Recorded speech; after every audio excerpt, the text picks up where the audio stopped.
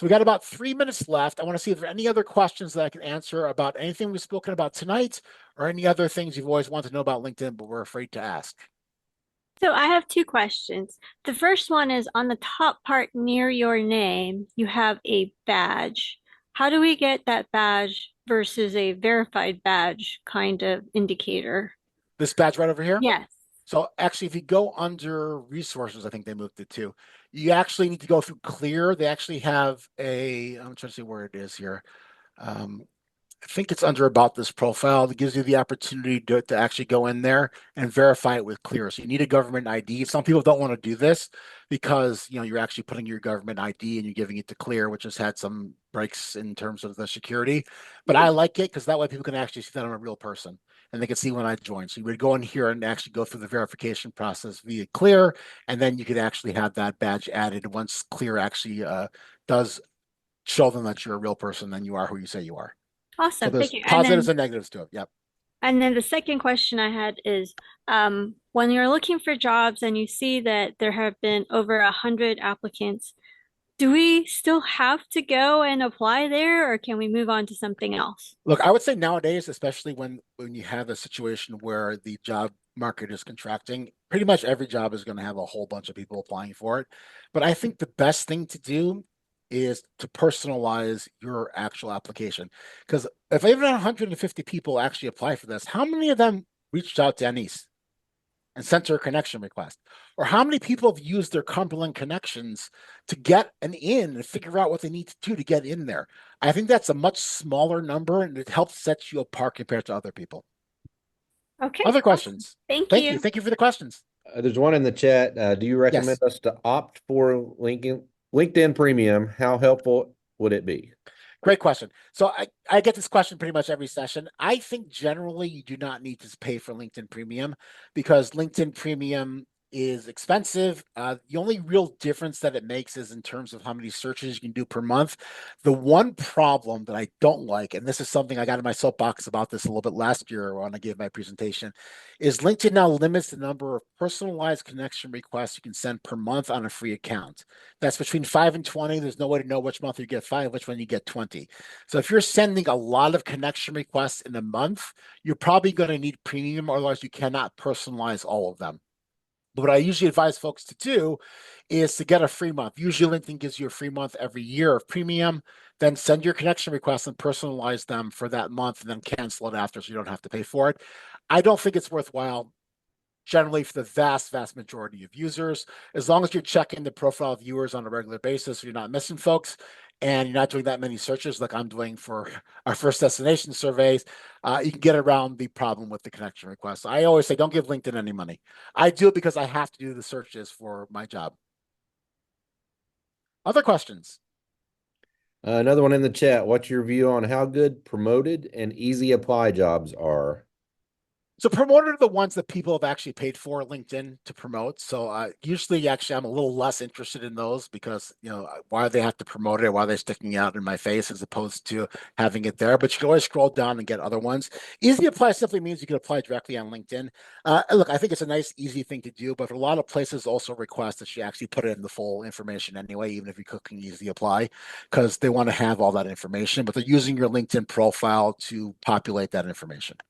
So yeah, I wouldn't run away from promoted or easy apply, but if it helps you and it's easy to do, there's nothing wrong with it. Is it a good idea to use AI to personalize my resume? Personalize your resume. So what I say about resumes is I use it as assistive as opposed to generative. I never use AI in order to generate a resume for you. What I do is I actually work on the resume, personalize it with myself and each individual student. Then, without the contact information on it, so I don't open source their information, I run it through AI to get its feedback. You are, and I tell it, you are a hiring manager at Meta. Evaluate and assess this resume for an entry level software position and see what it says. Don't use it as the word of God. It is certainly not, but utilize it as a way of seeing if you're in the ballpark for what it is. I'll use it as assistive, not generative. Where can we see your video? So if you actually go onto my profile, my video is under my featured section. And hopefully, actually, Russell, you'll have my video. We're going to have a new one of these in a couple of weeks that I'll be sending that to you. I also do have a YouTube channel that I didn't put up on here. Let's see if I can grab that really quick because I have a bunch of YouTube videos on here that are related almost entirely to LinkedIn. So you go to YouTube and it's Chaim Shapiro, YouTube Chaim Shapiro. You're actually able to see. I actually have something called LinkedIn in 4 minutes or less, which goes through pretty much what we talked about today, but goes through it in each section in less than 4 minutes. So you can go to my channel right over here. And then So I there you can can see answer that. this one. Student wants to know, does the university give any free LinkedIn premium? We do not. We do have things like Grammarly and different things like that that you all have access to. But as far as Yeah. LinkedIn premium, we do I'm not. not aware of any college that actually does. Some of them have it in the library for LinkedIn Learning, but I'm not sure of any that actually give it for free to the students. Right. Any other questions? Yes, how do we distinguish our CV from our resume from our LinkedIn? So I don't think you necessarily have to distinguish it unless you're applying for different things. I think anything you have online, whether it's on Handshake or whether it's on LinkedIn, is going to be your more generic version that's open for anybody that's able to see it. Your resume is going to be more targeted for positions, and your CV is even more targeted usually for academic kinds of things. So that's how I would target it. More generic online for everybody, and then targeted for resume, and even more targeted for CV. Other questions? Awesome. Thank This is you. great. Oh, my pleasure. This is great. Uh, Other questions? where can I get a professional headshot for my picture? So there are a lot of places that actually sell it. I don't think you need to do that. Cameras are so good on your iPhone or Samsung nowadays that if you're wearing professional clothes against a white wall, and if somebody, don't take a selfie, but if somebody actually take it, generally you can get a photo which is almost as good as the professionals do. But there are people who sell LinkedIn headshot photos, and that's the possibility. But again, save yourself the money. Try it first with that white background, but always have somebody else take it. You don't want it to be a selfie. Plus, you could always try it if you're on your computer. You could actually add photo and see if it actually takes the camera on your actual computer actually does take a good photo or you or not. So something able to access on my computer, but might be able to access it on yours. What are the better platforms to look for jobs other than LinkedIn? So LinkedIn is my favorite. I know Indeed is pretty good because it's a job board aggregator. But most of the important sites now are job board aggregators, which means they collect job postings from across the internet. It's not just that somebody posted to Indeed. If somebody posted to the Turo job site, Turo has careers, it'll be picked up by LinkedIn or Indeed. So Indeed is my second favorite, but LinkedIn is my favorite because it does demonstrate and show you those direct connections that you have to those opportunities. Yeah, and of course, as a student, we have Handshake as well. So And also, my students are, I spent a lot of time on Handshake today working with my students. It's a great system. yes. So as a student, you have access to that. Could you suggest any more tips for effective job search? Look, I think everything you can do in order to make sure that when people see your profile, you're promoting what it is you're actually able to do for your employer. So your area of expertise here in your LinkedIn headline. I want to know if I'm looking to hire somebody who has expertise in SQL and C Sharp, that should be there so I can see that.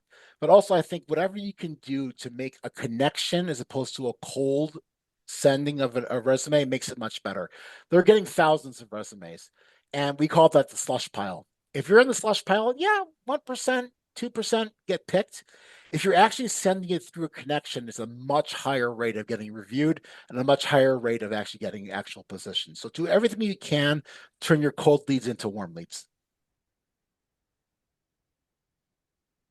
Okay. Other questions? Yes, I have one question.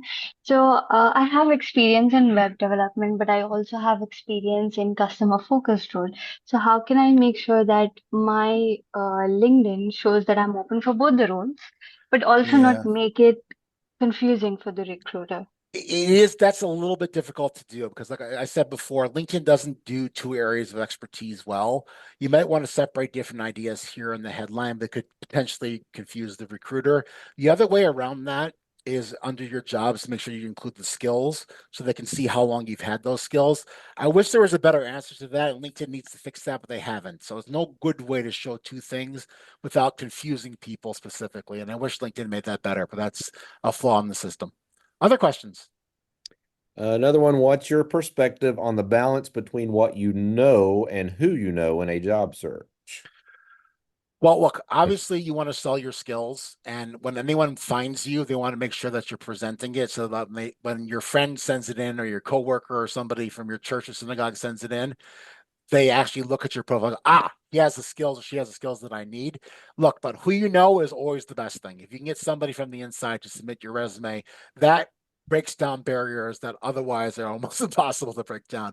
I mean, the slush pile gets 1% 2%. People who send it in to people who submitted on their behalf get a much, much higher ranking than that.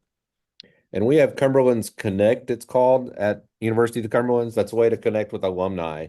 So check that out. It's on the Career Services webpage. It's free to you guys. And basically you can connect with alumni in your field. So try that out too. Make a great connection. Excuse me. Other questions?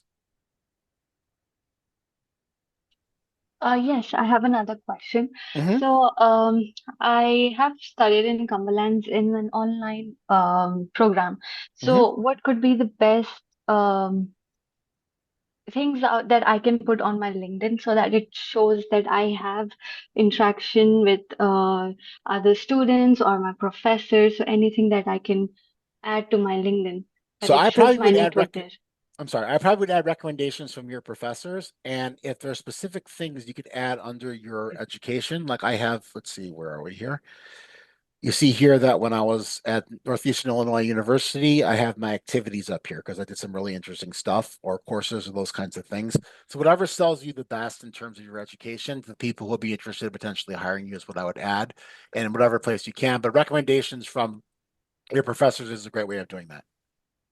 Got it. Thank you. My pleasure. Other questions?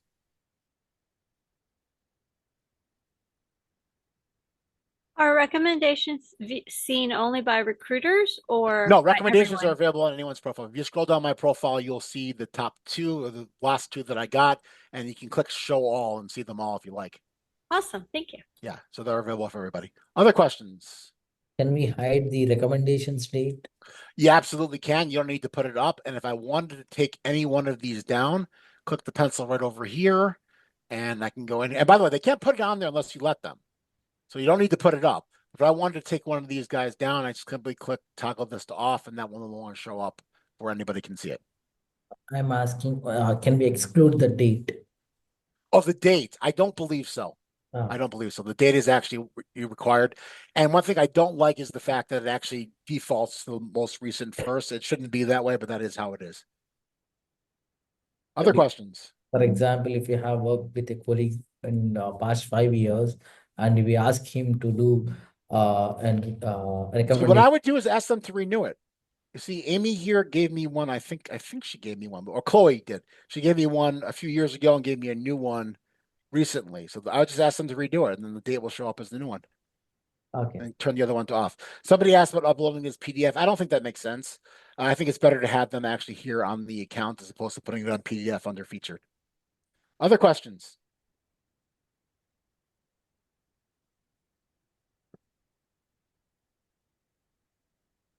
Okay, well, thank you so much. I really appreciate the opportunity. Love the questions. A lot of great questions there. So I really, really love that. Thank you so much for having me. And maybe, Russell, maybe next year I'll see you in person because I want to see that waterfall out there. Yeah, really. We need to get you down here. There's a lot. Definitely, definitely. Thank you so much for the opportunity. Thank you very much. I'm going to stop recording and then I'll follow up with you on email. Yeah.